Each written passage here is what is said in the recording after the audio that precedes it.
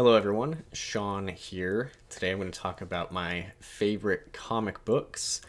Unlike my favorite manga video, I'm not going to be going from least favorite to favorite because I have lots of choices here. I will save my two favorite for the end, so bear that in mind.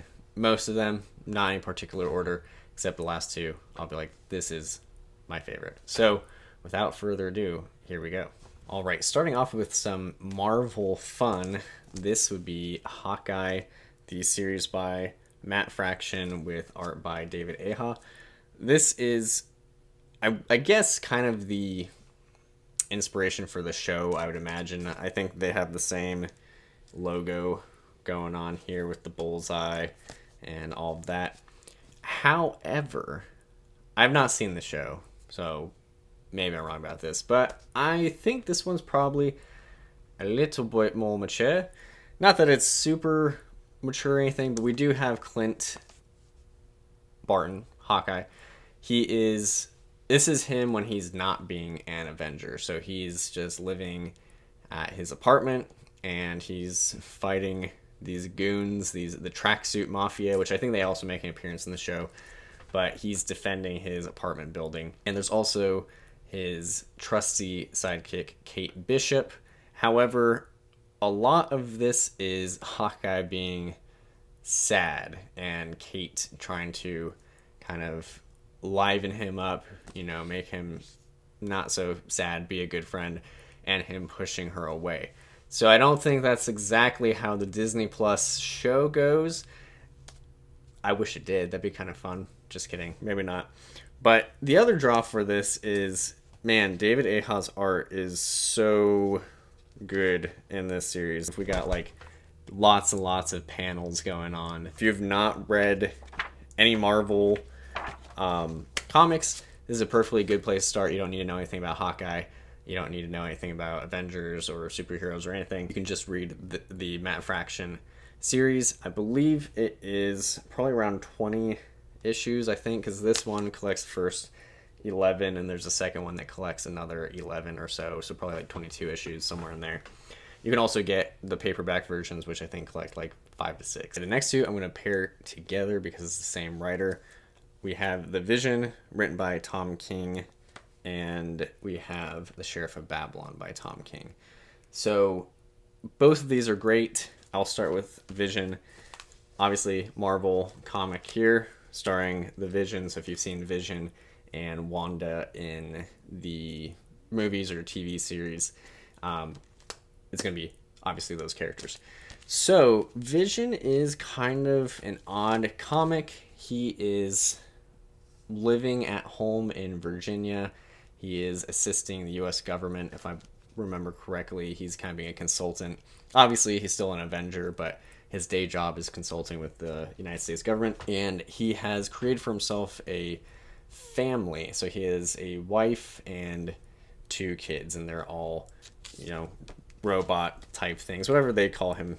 Android, whatever that he is. Anywho, this series has no right to be as good as it is. It's probably my favorite thing Tom King has written.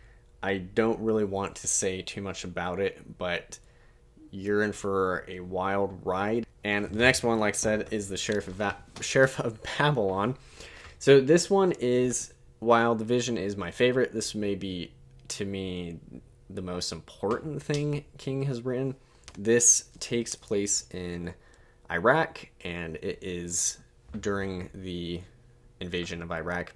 So it follows a police officer from the United States who has been sent there as a contractor. He is training Iraqi soldiers, and there has been a murder, and he looks around and nobody's doing anything to solve it. So he kind of takes it upon himself to look into it.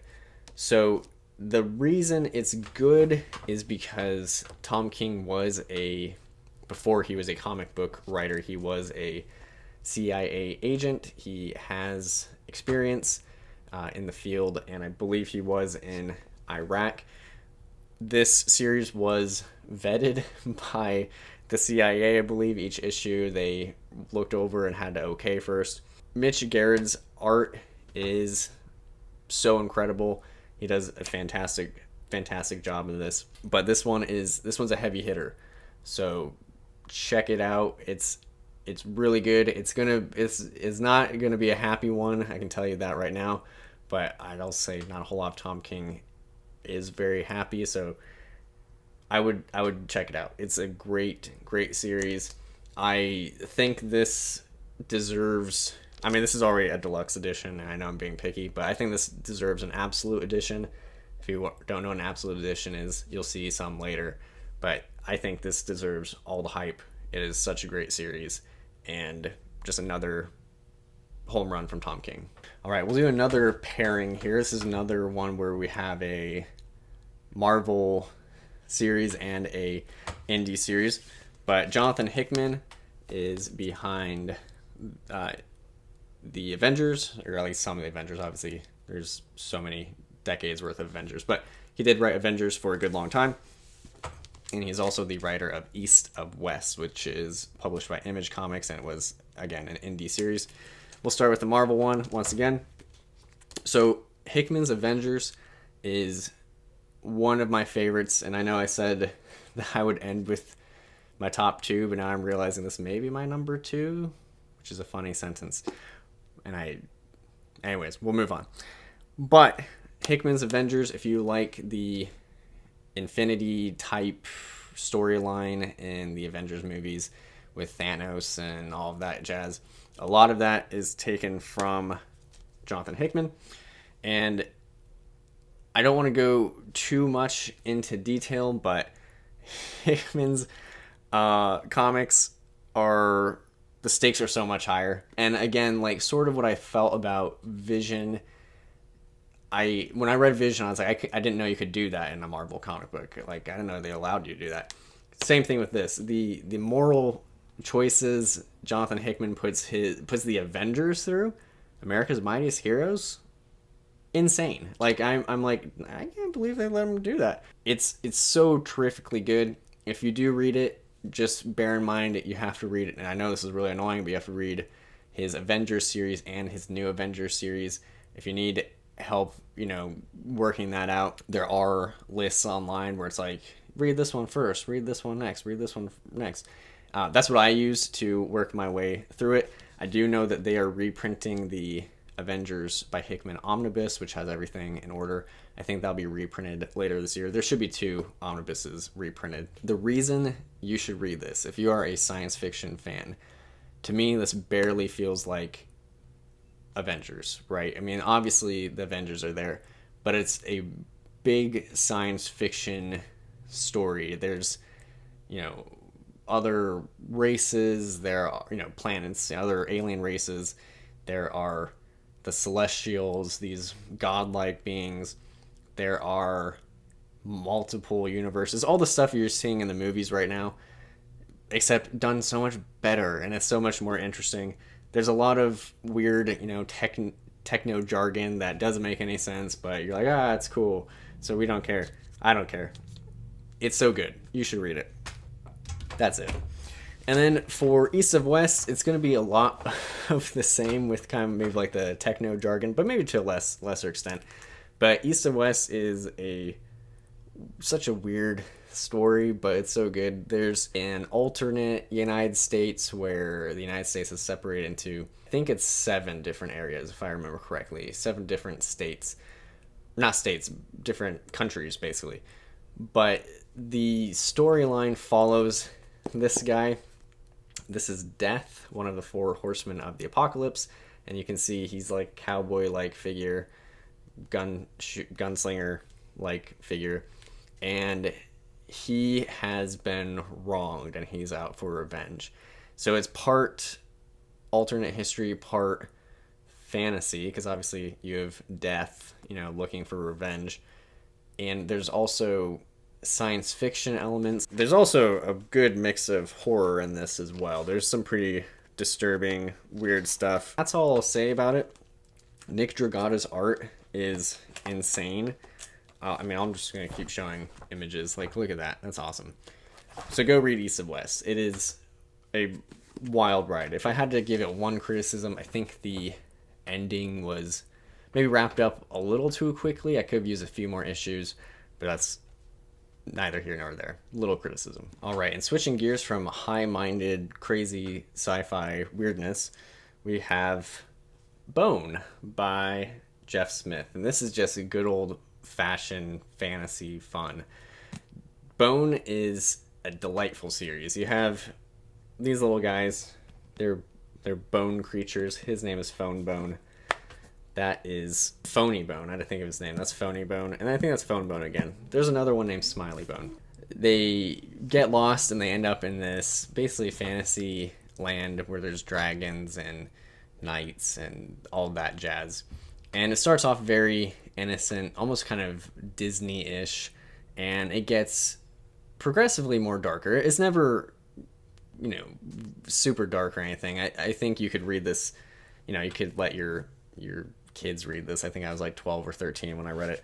But it's a lot of fun. The artwork is super adorable. Like, I'm trying to hold it open. Look at these little possum babies and stuff. They're super cute. The whole series, obviously, pretty hefty. If you get one of these all-in-one editions, you can get them individually, but they're a little harder to find. It's fun, it's funny, it's charming, and there's dragons and stuff, and it's just a good old-fashioned kind of good versus evil story. All right, and next up we have Hellboy by Mike Mignola. So Hellboy's kind of a weird series, and I was surprised that I liked it so much. It's on all of these best of lists, and I finally gave in a while ago, and I was like, I guess I'll read Hellboy. And I thought it was fantastic. It's an odd series because it's divided into one-shots where Hellboy just goes and, fights something, and eventually it does become this greater plot of big proportions, and I think it ends very well. But really the draw, I think, is Mike Mignola's art. I mean, look at that. It's so interesting. The angles are interesting.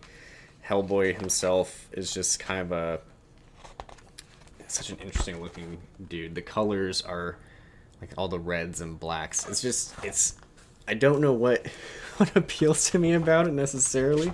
Hellboy is a great character, but the way it's written, it just feels like this very big world. It's got a lot of history. Obviously, Hellboy being old, I mean, he's a very old creature.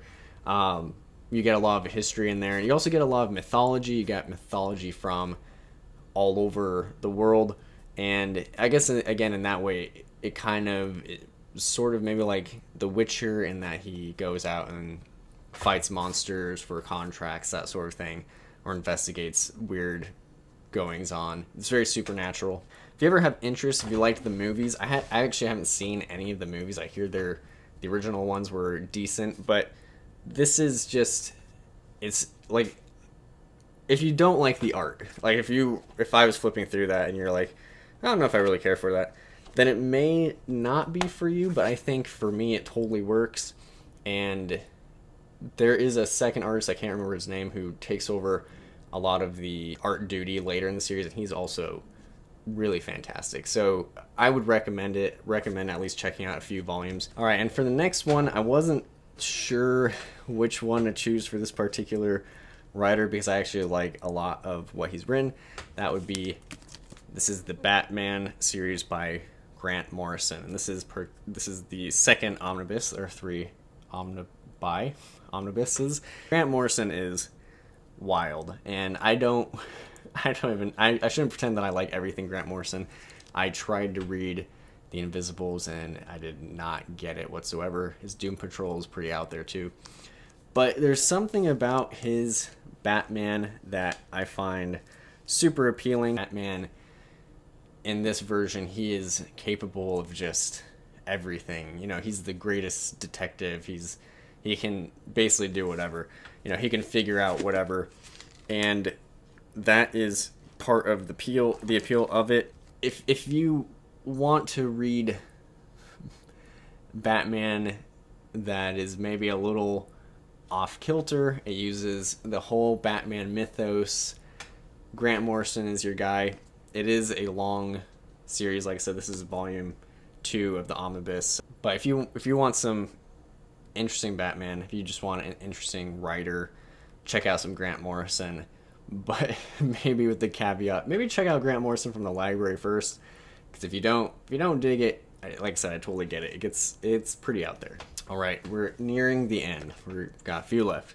This is Black Hammer by Jeff Lemire. I love Black Hammer. It's a series that I think will be kind of like a classic. I just feel like the world that Jeff Lemire has created is so interesting. Basically, in Black Hammer, you have heroes that you would recognize from other series. You have basically like a Thor figure, you have a Martian Manhunter figure, you have like almost like a Captain America type figure, but through the lens of Jeff Lemire. So they're different. At the beginning, they're stuck on a farm, and you don't know why they can't leave the farm. They can't leave the farm, and they are kind of slowly losing it because they can't leave this farm. They can kind of go a little further to this town, but that's about it. And one character doesn't really seem to mind that much because he likes the town. He likes the farm. It's simpler. And the others want to get back to their families, all of that jazz. It's mystery, it's horror, it's superheroes. I think you might get more out of it if you have the knowledge of the heroes he's riffing off of, the like DC and Marvel heroes he's riffing off of. But even without it, it's such an interesting series, and I think it's one of the best series that's come out in the last few years. All right, so we're at the bottom 2 here. I still think maybe these are my 2 favorite, unless Hickman's Avengers sneaks their way in for number 2. But we'll keep it like this as is. And you're about to see that my choices are not that out there. So number 2, we have The Dark Knight Returns by Frank Miller. So earlier I mentioned Absolute Edition. This is an Absolute Edition. It is quite large. So if you are not familiar with The Dark Knight Returns, this is kind of the classic Batman story that made Batman super gritty. And if you've seen Batman versus Superman, this is the series where Batman fights Superman, and you kind of get that element of him being able to, even go up against basically gods, and he's just a man. He's that amazing. You always have these like talking heads on the TV. I don't know if you can see that, discussing Batman and his doings and being a vigilante. And the other thing is you have an older Batman in this series. So he is I think if I remember, he's coming out of retirement basically. And you also have, to me, the best Joker Batman standoff ever. I think it's great. Basically a lot of the movies take from this. A lot of the Christopher Nolan III Batman, which I think is the Dark Knight Rises, takes a lot from this. The Zack Snyder Batman vs. Superman takes a lot from this. This is the classic Batman story. If I had to recommend one Batman story, Dark Knight Returns is the Batman story I would recommend. It's a more mature, more violent Batman, but at the same time, it's a classic for a reason, and it just completely changed comics. All right, and the moment we've all been waiting for. If you thought the last selection was uninspired, because you're like, wow, that's a really famous comic book for your second favorite. Watchmen is my favorite comic of all time. So this is also probably quite uninspired. This is a lot of people's favorite comic of all time. Watchmen came out around the same time as The Dark Knight Returns, and it is kind of amazing that they hit on such similar themes. This is by Alan Moore with art by Dave Gibbons. The art is stupendous. I mean, I can turn to any page in here, and you're gonna have amazing artwork. It's so good. And again, this is the Absolute Edition, so it's much larger than your typical comic book. This has had a movie made out of it. This has had a HBO show continue it, which was an odd choice. I wish they had just stuck to this. But if you have not read Watchmen, if you're looking for a single comic book to read, you're like, I don't want to read too many, I think you have to go with this. It's a great work of art, and I know that sounds really pretentious, and I understand that, but the plot is, I mean, it's kind of noir. It's the first time, I shouldn't say the first time, people were doing this maybe before, but Alan Moore is taking the superhero trope and basically saying, what if superheroes are just people, and some of them are awful people, or some of them are unconcerned with humanity or more self-absorbed. Cold War looms in the background throughout this work. There's the threat of nuclear war, and it's an extremely heavy series of, it's only 12 issues long, but I think the ending is exactly what it was supposed to be. I think everything about it it's pretty much perfect. I would not change a thing about this. The way the art and the actual text align is amazing. There's recurring thematic material. There's recurring thematic panels even. It's unlike anything else. I mean, people try to be Watchmen, and occasionally they get close, but to me this is the best. Thank you for watching. If you've made it this far, let me know what your favorite comics are. Again, I apologize for my uninspired top 2, but to me, Watchmen, Dark Knight Returns, you can't really get much better than that. But leave me your favorites, and I will see you later.